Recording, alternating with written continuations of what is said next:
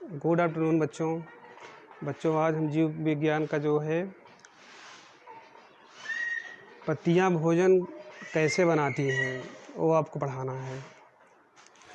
हर जीव जंतुओं के लिए भोजन की आवश्यकता होती है, तो इसमें आज हम पढ़ाएंगे कि पौधे अपना भोजन कैसे बना लेते हैं, कैसे तैयार करते हैं। वो हर जीव जंतुओं को पौधों पर ही निर्भर रहना पड़ता है, लेकिन पत्तियां कैसे भोजन बनाती हैं, चलिए आज हम आपको इस पढ़ाते हैं पाठ।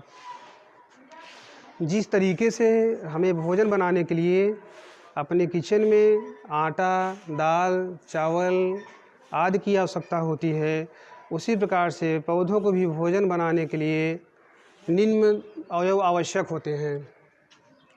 इसके बगैर भोजन नहीं बना सकते हैं। जल है, दूसरा है कार्बन डाइऑक्साइड,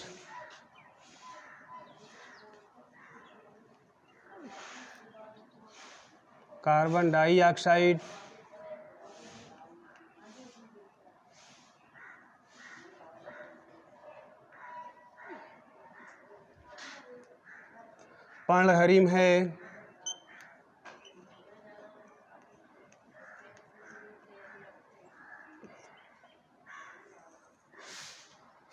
फोर नंबर है सूर्य का प्रकाश।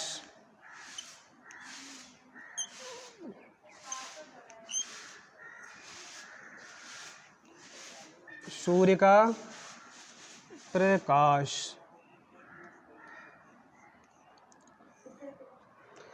इसको समझाने के लिए हम आपको एक डायग्राम बना के समझाते हैं, तब ज़्यादा समझ में आएगा।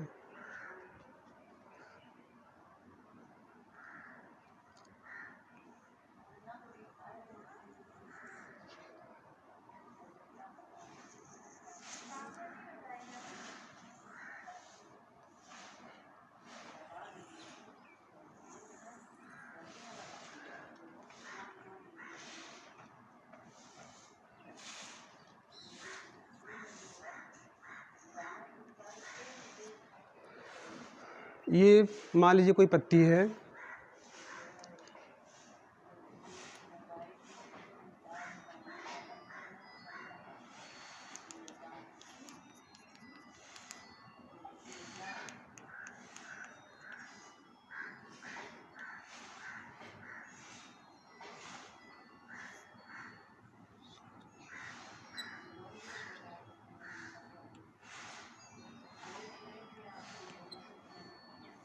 सूर्य की ऊर्जा।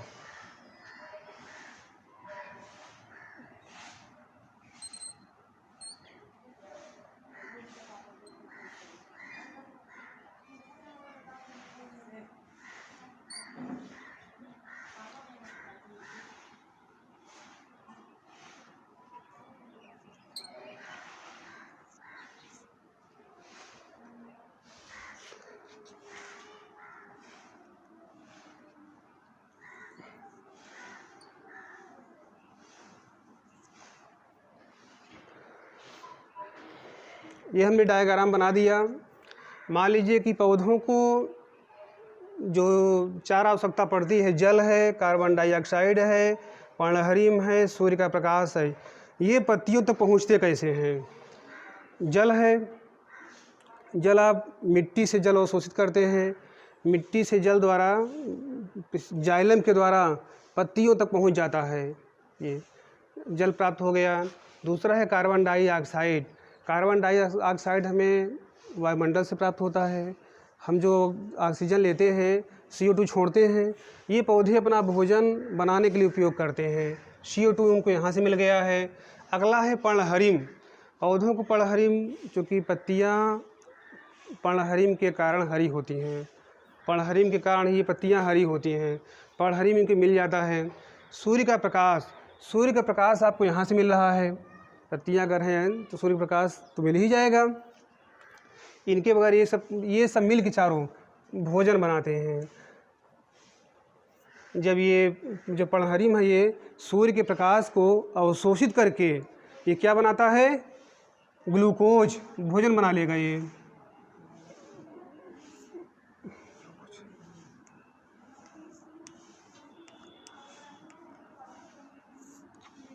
ये सब क्या बनाते हैं?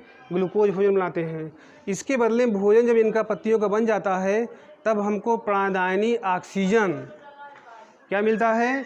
जब ये जल मिल गया, कार्बन डाइऑक्साइड मिल गया, पड़हरी मिल गया, सूर्य प्रकाश मिल गया, इनके सब की सहायता से ये हमको ऑक्सीजन देते हैं, जो हमारे लिए ऑक्सीजन महत्वपूर्ण उपयोग होता है। बच्चे बताइए कि जब ये पत्तियाँ भोजन बना लेती हैं तो पौधों के अन्य माध्यम में कैसे पहुंचता है ये? फ्लोएम के द्वारा। जब भोजन बन जाता है तो फ्लोएम के द्वारा,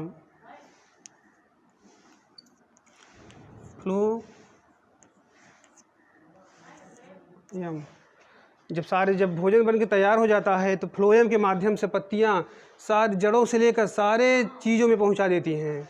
ये तो फ्लोएम हो गया। जाइलम कार्य क्या होता है? जाइलम जो है, जितना हम खनिज लवण को मिट्टी में डालते हैं उनके जड़ों में देते हैं, वो जाइलम के द्वारा ही हमको पत्तियों तक प्राप्त हो जाता है। जाइलम हो गया, फ्लोएम हो गया। इसके बाद एक आता है वाष्पोत्सर्जन। वाष्पोत्सर्जन होता क्या है?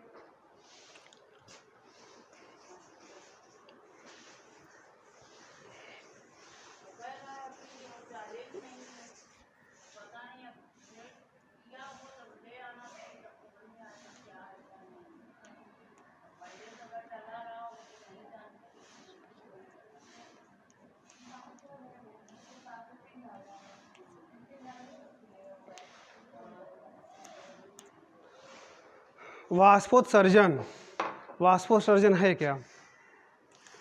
वाष्पोत्सर्जन पहले हम आप लोग पढ़ाना चाहते हैं वाष्पन।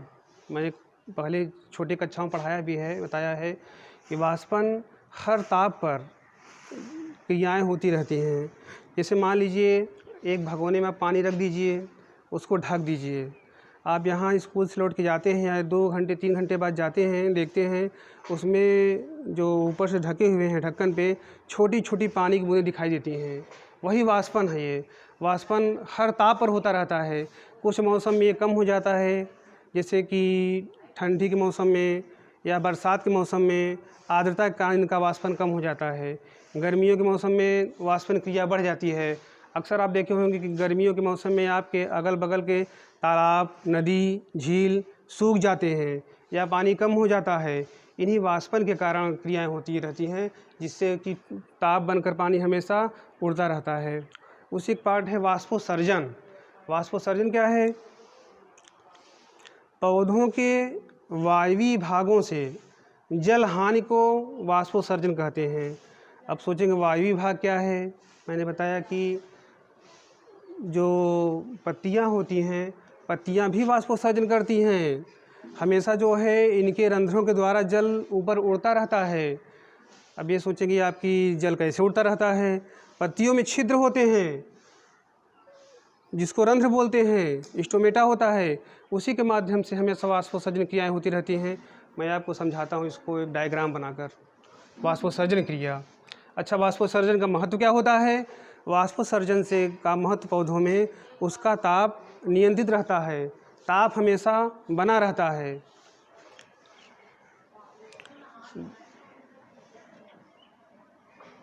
वाष्पोत्सर्जन मैं समझा रहा हूँ आप लोगों को।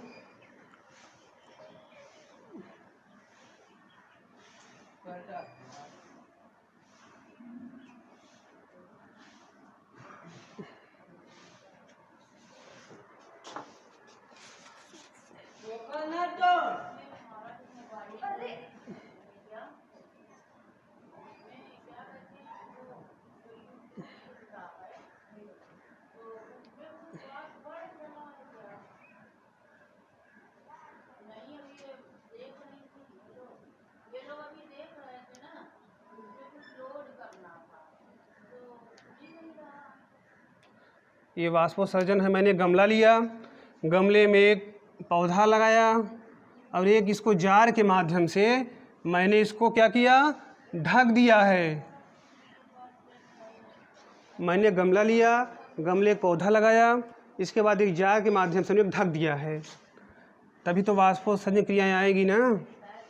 फिर इसके बाद चूँकि एक मिट्टी होती है यहाँ पे, मिट्टी को हम क्या करेंगे? एक पॉलीथीन से लेकर ऐसे बांध देंगे इसको हम, ठीक है, मैंने इसलिए बांधा, इसका वाष्पोत्सर्जन क्रिया यहाँ जार में आके न लग जाए, क्योंकि यहाँ मिट्टी नमी होती है, इसलिए मैंने ऐसा किया।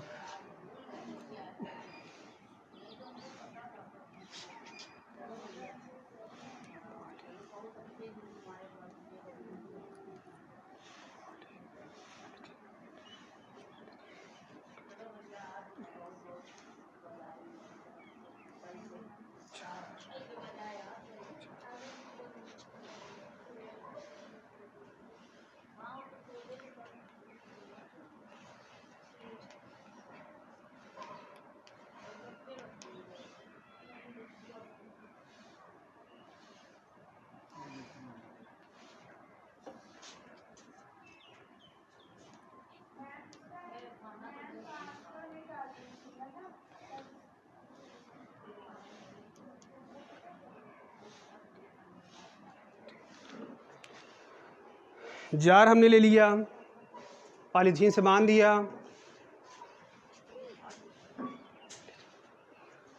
ये पानी की बूंदें हैं।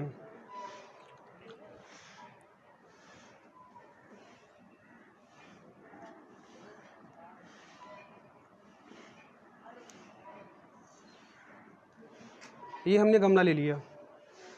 अब वाष्पोत्सर्जन किया बताएं आपको मैं समझाऊं। हमने एक गमला लिया है, गमले से जो है एक पौधा लगाया है, इसको जार से बांध दिया है, ढक दिया है। इसके बाद हमने पॉलीथीन लिया है, पॉलीथीन से बांध दिया है। अब कुछ देर बाद 2-3 घंटे बाद हम जब देखते हैं, 2-3 या 4-5 घंटे बाद, तो ये छोटी छोटी बूंदें हमको जार के अंदर दिखाई देती हैं। तो ये पानी बूंदें कहाँ से आई? ये पानी की बूंदें इन्हीं पत्तियों से आई। पत्तियों द्वारा जलहानि को वाष्पोत्सर्जन कहते हैं। इन्हीं पत्तियों द्वारा माध्यम से आगे जब हमको आकाश में नहीं उड़ पाता है, क्योंकि हमने जार लगा दिया है, ये पानी बूंदें यहाँ के आके रुक गई हैं। इन्हीं कारण ये पत्तियाँ यहाँ पानी बूंदें आई हुई हैं। इससे वाष्पोत्सर्जन क्रिया यहाँ संपन्न होती है आपकी। कल आप जो है वाष्पोत्सर्जन क्रिया लिख के दिखाइएगा कापी में, और हमने प्रकाश संश्लेषण पढ़ाया है, इसको कापी में लिख कर दिखाइएगा। शेष कल पढ़ाएंगे। ठीक है बच्चों।